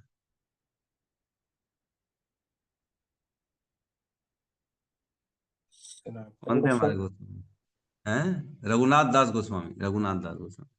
तो रघुनाथ दास गोस्वामी जो कलकत्ता से इतने करोड़पति परिवार से आए थे, वो सोचो आए और पुरी में भीख मांग के अपना जीवन चला रहे थे। और बाद में भीख मांगने भी उनको ऐसा लगा ये भी मैं गलत कर रहा हूँ, तो जो बह जाता था पुरी में जगन्नाथ जी का प्रसाद नालियों में, उसको निकाल के धो धो के खाते थे, उससे अपना जीवन यापन करते थे। ऐसे रघुनाथ दास गोस्वामी। तो ऐसे गोस्वामी जो भगवान के भक्ति में इतने निष्ठ हो गए थे कि उनको संसार से कुछ भी नहीं चाहिए, यद्यपि उनके पास सब कुछ था और उन्होंने सब कुछ छोड़ के भक्ति करी। सनातन गोस्वामी, रूप गोस्वामी, इनके पास जो है ये ऐश्वर्य था, ये तो मंत्री थे, प्रधानमंत्री थे हुसैन शाह के जो है कलकत्ता में। उन्होंने सब छोड़ दिया और उसके बाद कोपिन धारण किया, एक कोपिन धारण करके भगवान की भक्ति करी। एक बार शिव जी को एक भक्त ने प्रसन्न किया, शिव जी को बोला मुझे पूरी संसार की दौलत दे दो, सब कुछ दे दो। तो शिव जी ने बोला ठीक है, तेरे को पारसमणि देता हूं, तू जा पारसमणि वृंदावन में जाना, सनातन गोस्वामी है उनके पास पारसमणि है, वो ले लेना, फिर जिसको भी तू टच करेगा वो सब सोना बन जाएगा, इतना तेरे पास धन दौलत आ जाएगा। तो वो व्यक्ति जाता है दौड़ दौड़ के वृंदावन सनातन गोस्वामी के पास। व्यक्ति बोलता है हे प्रभु, मुझे शिव जी ने भेजा है आपके पास, मुझे पारसमणि चाहिए। तो सनातन गोस्वामी कहते हैं हाँ वो कचरे के डब्बे में पड़ी, ले ले निकाल के। तो निकालता है कचरे के डब्बे से और ले लेता है पारसमणि और जाता है वापस। तो जैसे ही जाता है रास्ते में तो सोचता है कि इतना जो है पारसमणि को कोई व्यक्ति कचरे में कैसे रख सकता है, कचरे के डब्बे में रखा है, मतलब इसके पास कोई और बड़ा संपत्ति है और बड़ा इसके पास धन है, मेरे को वो मांगना चाहिए। तो वापस आता है वो, बोले आपके पास पारसमणि आपने फेंक दिया, इसका अर्थ ये है आपके पास और भी बड़ा धन है। बोले हाँ है। तो बोले वो चाहिए मुझे। तो बोले उसके लिए पहले तुमको पारसमणि फेंकना पड़ेगा यमुना जी में, तभी वो मिलेगा। तो फेंक देता है वो और फिर आता है, बोले अब दो। तो अब उसको फिर हरे कृष्ण महामंत्र देते सनातन गोस्वामी, कहते हैं साथ में बोलो हरे कृष्णा कृष्णा कृष्णा हरे हरे, हरे राम राम राम हरे हरे। ये उससे भी बड़ा धन है, पारसमणि से बड़ा धन। क्या हम इस संसार की वस्तुओं को छोड़ने के लिए तैयार हैं? क्या हम अपनी आसक्तियों को छोड़ने के लिए तैयार हैं भगवान के नाम के लिए? हमें अपने से प्रश्न करना चाहिए, तभी यह नाम स्फुरित होगा। जब आसक्तियां रहेंगी तब तक नहीं होगा, जैसे ही आसक्तियां छूटेंगी धीरे धीरे तो ये नाम खुद ब खुद धीरे धीरे स्वतः स्फुरित हो जाएगा और आनंद मिलना चालू हो जाएगा भगवान के नाम में। ठीक है, तो किसी का प्रश्न है तो अनिल प्रभु का हैंड रेज, अनिल प्रभु पूछ सकते हैं, आप कुछ कहना चाहते हैं? हाँ, क्वेश्चन है प्रभु जी। हरे कृष्ण, दंडवत प्रणाम, सभी भक्तों को प्रणाम। प्रभु जी, जैसे कि अभी भक्ति के बारे में चर्चा हो रही है और भगवान की महिमा के बारे में चर्चा हो रही है, तो भगवत गीता में एक श्लोक आता है जिसमें कहते हैं बहु नाम जन्म नामन्ते ज्ञानवाम न प्रपद्यते वासुदेव सर्वमिति स महात्मा सुदुर्लभ। तो एक तो ये हो गया, करेक्ट। इसके अलावा जैसे कि जो नॉन डिवोटी हैं अब उसका कर्म या फिर पाप पुण्य या फिर प्रारब्ध ऐसा है कि उसको 100 जन्मों के बाद कृष्ण भक्ति मिलने वाली है, जैसा उसका लेखा जोखा है। ये एक दूसरी पॉसिबिलिटी हो गई। तो क्या एक ऐसी पॉसिबिलिटी हो सकती है कि अगर उस पर्टिकुलर इंसान के जीवन में कोई भक्त आता है, जैसा कि आपने बोला पारसमणि वाली स्टोरी, उस नॉन डिवोटी के जीवन में एक भक्त आता है, हरि नाम देता है, वो उसको इतना मोटिवेट कर देता है भक्ति के प्रति, तो वो भगवान के प्रति आसक्त हो जाता है। तो जो कृष्ण भक्ति उसको 100 जन्मों के बाद मिलने वाली थी, तो भक्त की वजह से वो इसको इसी जन्म में मिल जाती है। तो क्या ऐसा संभव है? ये मैं जानना चाह रहा हूँ। तो ये तो संभव है ना, ये तो बोला ही था ना। जब प्रभुपाद अमेरिका गए थे, हिप्पीज लोगों को प्रभुपाद ने कन्वर्ट कर लिया, डिवोटी बना लिया, सब माला करने लगे। तब किसी ने प्रश्न किया, हे प्रभुपाद, हमने पिछले जीवन में क्या इतने अच्छे पुण्य किए थे जो आप हमारे जीवन में गुरु बन के आए हैं? आपने हमें कृष्ण का ज्ञान दिया है, हमने ऐसा क्या काम किया था पिछले जीवन में, बताइए तो सही, क्या हमारी क्या गति थी जो हमको इस जीवन में आप मिल गए? तो प्रभुपाद ने बोला, तुम्हारे कोई कर्म नहीं थे, तुम्हारा जो कर्म था उस हिसाब से तो तुम और अनेक जन्मों तक भटकते रहते, तुमको कभी कृष्ण मिलते ही नहीं। लेकिन ये तो मैं था जो तुम पे कृपा कर दिया और मैं आ गया तुम्हारे जीवन में और कृष्ण को दे दिया मैंने तुम सबको। ये मेरे कारण तुम्हारी स्वीकृतियां बन गई हैं और कृष्ण तुमको कृपा करके इसी जीवन में कृष्ण की भक्ति मिल गई, अन्यथा नहीं मिलती। तो भक्त जो होता है ना, भक्ति देने का अधिकार केवल भक्त के पास है। भक्ति कोई और नहीं दे सकता। न कर्म के आधार पर भक्ति मिलती है, न भगवान की और अन्य कोई से मतलब किसी और कारण से भक्ति नहीं मिलती। देवी देवताओं की आराधना कर लिए, पूजा कर लिए तो भक्ति मिल गई, या अपने कर्मों पे हमने पुण्य कर लिया तो भक्ति मिल गई, पुण्य नहीं मिलती। भक्ति केवल भक्त से मिलती है। और भक्त जो होता है वो अहेतु की भक्ति सबको दे देता है। अहेतु की होती है भक्त। भक्त तो सब पे कृपा करता है ना, वो महान होता है, वो कभी किसी से द्वेष नहीं करता, इसलिए भगवान की भक्ति सबको दे देता है। इसलिए अगर किसी के अंदर जीवन में भक्ति आ गई तो इसका यही अर्थ है कि उसके जीवन में किसी वैष्णव ने कृपा कर दी, इसलिए उसको जीवन में भगवान की कृष्ण की भक्ति मिल गई है। नहीं आता वैष्णव तो शायद वो भटकता रहता। जी तो ये भक्तों की कृपा से आ जाती है। मतलब ये पॉसिबल है कि 100 जन्म तक उसको वेट करना नहीं पड़ेगा, भक्तों की हाँ, वजह से उसको इसी जन्म में वो कृष्ण तो भक्ति मिल जाएगी। यस, वो तो बताया ना एग्जाम्पल, प्रभुपाद ने हिप्पीज को जो है तुरंत इसी जीवन में कृष्ण की भक्ति दे दी, अन्यथा वो उनको नहीं मिलती। जी प्रभु जी। यस। हरे कृष्ण। हरे कृष्णा। ठीक है, हरे तो कृष्णा यहाँ पे प्रभु जी। यस माता जी। प्रभु जी, जैसे अभी तक हमारे साथ ऐसा था कि हमारे मंदिर में सभी भगवान हैं, जैसे शिव जी भी हैं, माता जी भी हैं, सबकी पूजा हो रही है, बीच में कृष्ण जी भी हैं। लेकिन जैसे अब चीजें हम समझ रहे हैं जो भी है, तो उन भगवानों, उन जो देवी देवता हैं, उनका हमें क्या करना चाहिए? देखिए, अगर अगर तो ऐसा आपके घर में कोई बंधन नहीं है तो उन देवी देवताओं को आप दे सकते हो, आसपास मंदिरों में किसी को गिफ्ट कर सकते हो, कोई प्रॉब्लम नहीं है।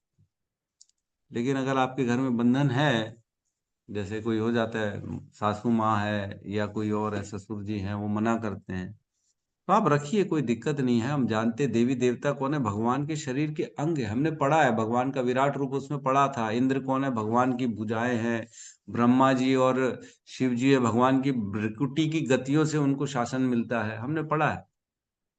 शिव जी कौन है, भगवान में ही जैसे दूध में दही विकार आ जाता है वैसे ही शिव जी है और भगवान कृष्ण है, दोनों में भेद नहीं, अंतर नहीं है।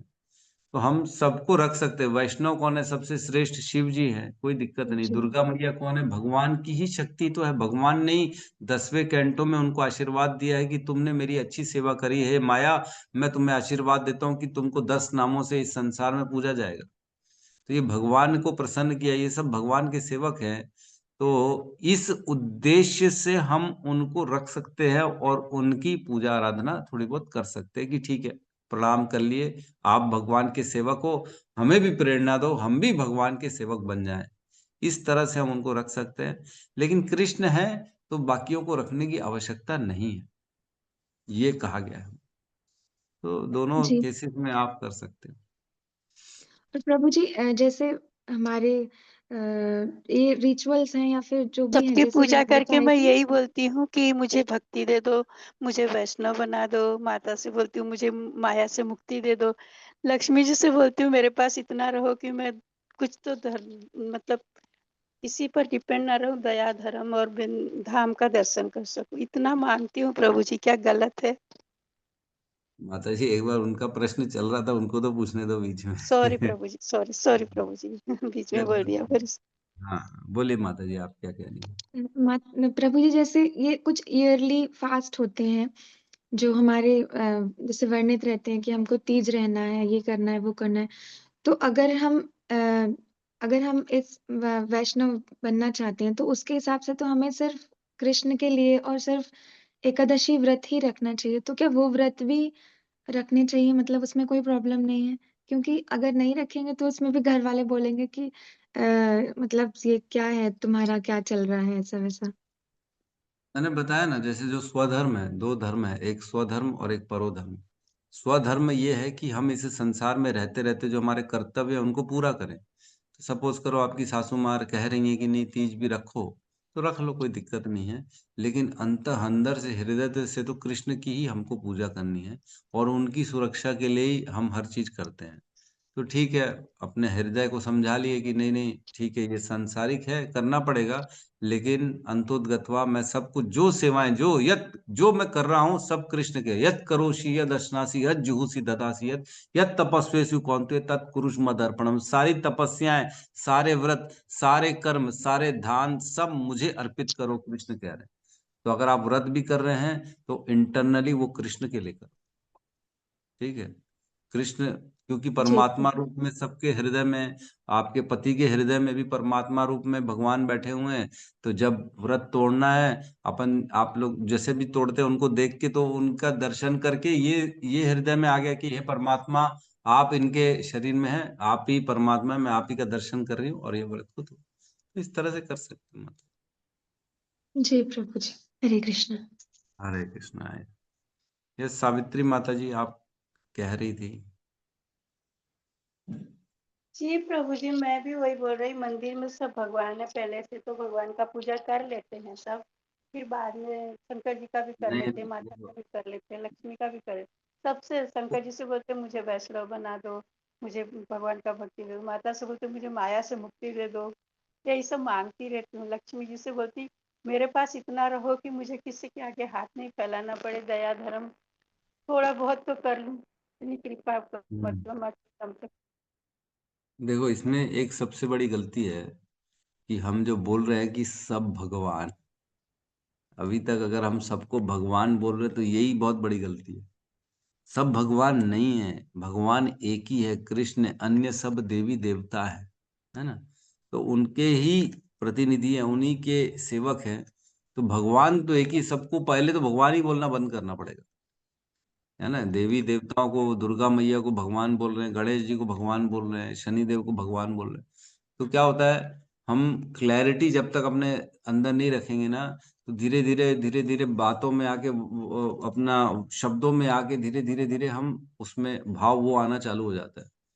तो देवी देवता को देवी देवता बोले, और कृष्ण को भगवान बोले, ईश्वर बोले, इस तरह से अपने हृदय में। खैर मैं समझ रहा हूँ, आप तो ज्वाइन किए हुए हैं, आपको समझ में आ रहा है, लेकिन ठीक है, शब्दों का भी थोड़ा सा चयन जो है ऐसा करें ताकि स्पष्टता उसमें प्रकट हो। यस माधुरी लीला माता जी। तो प्रभु जी, मेरा प्रश्न है कि मैं मांगती हूँ गलत है क्या जो भगवान से, सॉरी फिर से भगवान बोला, शंकर जी से भक्ति और देवी माता जी से माया से शंकर, मुक्ति। शंकर जी को भगवान बोल सकते हो। शंकर जी जो है ना, वो एक ऐसे हैं जो जीव भी नहीं है और भगवान भी नहीं है, उनको भगवान भी बोला जा सकता है, कोई बड़ी बात नहीं है। बाकी अन्यों को भगवान नहीं बोलना। तो तो तब से गलत यही नहीं है, आप जो जो कर बना रहे हो वो ठीक कर रहे हो, एकदम सही कर रहे कर सकते। हो। यस यस, आप कर सकते हो, कोई बात नहीं। जी धन्यवाद। यस माधुरी लीला माता जी। हरे कृष्ण प्रभु जी, दंडवत प्रणाम। हाँ आज का माता। क्लास बहुत अच्छा था प्रभु जी। अभी तक तो मैं सोच रही थी मुक्ति जो है वो सबसे नीचे आता है, लेकिन अब ये समझ में आया कि सबसे ज्यादा कामी जो होते हैं वही मुक्ति मांगते हैं। हमको ऐसे ही लगता था ना, जैसे कुछ, अरे सच में आप जैसे वो कह रहे थे ना कि मतलब आप परेशान हो जाते हैं कि प्राण ही निकल जाए, मुक्ति मिल जाए, ये सारे झंझटों से एक ही बार सब खत्म हो जाए, तो अब पता चला सबसे बड़ा काम ही मुक्ति वाला ही होते हैं। और हर बार ये पता चलता है कि भक्ति ही सर्वश्रेष्ठ है। भक्ति में रह के मतलब भगवान के पास रह के जो भगवान की कृपा जो मिलती है, उसमें जो सुख मिलता है, वैसा सुख और अभी तक कहीं पे भी नहीं मिलता। मतलब एक अलग ही उसको फील कर सकते हैं, उसको किसी को समझाना बताना बहुत मुश्किल है। और अभी आप फिर वो कह रहे थे कि शिव जी और भगवान एक ही है, तो मेरे ना बहुत दिन से ये क्वेश्चन चल रहा था, जो नाम अपराध में सेकंड वाला जो है ना, कि शिव अथवा ब्रह्मा के नामों को भगवान के नाम के अलग या फिर उससे स्वतंत्र समझना, ये दोनों ये भी अपराध है। तो मुझे ना वो थोड़ा जानना है कि मतलब उनके समान या उनसे स्वतंत्र समझना भी अपराध है, तो वो थोड़ा जो सेकंड वाला जो अपराध है नाम अपराध में, वो समझना था। तो आपने मेरा लगता है वो क्लास नहीं सुनी, नाम अपराध वाली, जिसमें मैंने सारी चीजों की व्याख्या करी थी, जो शिव जी और ब्रह्मा जी का जो है। तो एक मैंने ना बिलासपुर में कथा एक लेक्चर लिया था, जिसमें मैंने 10 नाम अपराध बड़े स्पष्ट तरीके से उसकी क्लियरिटी की थी। उसमें ये दूसरा वाला नाम अपराध, शिव और ब्रह्मा का नाम जो है ना, ये भगवान से स्वतंत्र और अलग समझना, ये एक अपराध है। मैं उसका वीडियो भेज दूंगा आपको, आप उसको सुनिएगा। वो थोड़ी लंबी क्लास हो गई थी तो उसको सुनिएगा, उसमें सारे क्लियरिटी हो जाएगी। शिव जी कौन है, क्या है उनका, क्या कर्तव्य है, कैसे उनको समझना है हमको, वो उसमें चर्चा किया प्रभु हुआ। जी ग्रुप में ही डालिए। हाँ हाँ, और कहाँ डालेंगे, ग्रुप में डाल देंगे। आपने बोला आपको भेजने, इसलिए बोला नहीं हमारे लिए भेज। और प्रभु जी एक क्वेश्चन और था मेरा कि मंगल आरती मतलब एकदम बहुत ज्यादा जरूरी है या माला करना बहुत ज्यादा जरूरी है? मतलब अगर दोनों में प्रायोरिटीज अगर हम देखें तो कौन सा है जो एकदम मस्ट है कि हाँ अगर ये नहीं भी करेंगे तो भी एक बार चल जाएगा, मतलब सुबह ब्रह्म मुहूर्त में? देखो, मंगल आरती आवश्यक अनिवार्य नहीं है, लेकिन माला अनिवार्य है ना। मंगल आरती तब अनिवार्य है जब घर में आपने विग्रह रखा हुआ है ना, तो भी मंगल आरती आप उसमें समय थोड़ा बहुत आगे पीछे कर सकते हो। जैसे जरूरी नहीं 4:30 कर ली, 5:30 का समय, 6 का समय, 6:30 का समय, अपने थोड़ा कंफर्ट के हिसाब से आप जो है वो समय अपना मंगल आरती का रख सकते हो। वो भी तब जब विग्रह है, लेकिन विग्रह नहीं है तो कोई आवश्यक नहीं है, कोई जबरदस्ती नहीं मंगल आरती करना। अब माला लेकिन आवश्यक है, माला करना अति आवश्यक है। और बाल गोपाल है तो भी मस्ट नहीं है ना मंगल आरती करना? की मतलब विग्रह तो भगवान के जो स्टैंड अप वाला जो विग्रह होता है उनको ही मेन विग्रह मानते हैं ना। क्यों बाल को विग्रह नहीं मानते? मानते हैं, मतलब वो तो छोटे है ना, मतलब वो है इसलिए। देखिए यार, मैं बता रहा हूँ कि अगर विग्रह है घर में तो 2 टाइम आरती आवश्यक है। अब आप वो मंगल करो कि 7 बजे करो, 8 बजे करो, वो आपके डिपेंड करता है, लेकिन 2 आरती कम से कम करनी चाहिए विग्रह के, और 3 टाइम भोग लगाना चाहिए। ये विग्रह के साथ मिनिमम रूल्स हमको फॉलो करना चाहिए। तो इसमें आप अपना कंफर्ट सेट कर सकते हो, मैं ये नहीं समय, वो समय ठीक है मेरे लिए। लेकिन अब आप देख सकते हैं कब आपको करनी है, लेकिन माला सुबह करनी जरूरी है। हाँ, मतलब पहले सबसे पहले माला को प्रायोरिटी देंगे, फिर आप मंगल आरती कर सकते। ठीक है प्रभु जी, हरे कृष्ण, धन्यवाद, प्रणाम प्रभु। हरे कृष्णा, धन्यवाद। ठीक है, तो सब यहाँ पे हरे कृष्ण महामंत्र का जप कर लेते हैं हम। हरे कृष्णा कृष्णा हरे कृष्णा राम कृष्ण कृष्ण हरे हरे राम राम हरे राम हरे राम राम राम राम हरे हरे। समस्त भक्त वृंद की जय। जय ग्रंथराज श्रीमद् भागवतम की जय। जय जगत गुरु शील प्रभुपाद की जय। निताई गौर नमस्ते। हरि हरि। हरे कृष्ण प्रभु जी दंडवत हरे प्रणाम। कृष्ण सभी भक्तों को धन्यवाद। हरे कृष्णा हरे प्रभु जी दंडवत प्रणाम। हरे हरे कृष्णा कृष्ण। सभी कृष्ण भक्तों को प्रभु जी धन्यवाद। दंडवत प्रणाम। हरे कृष्ण।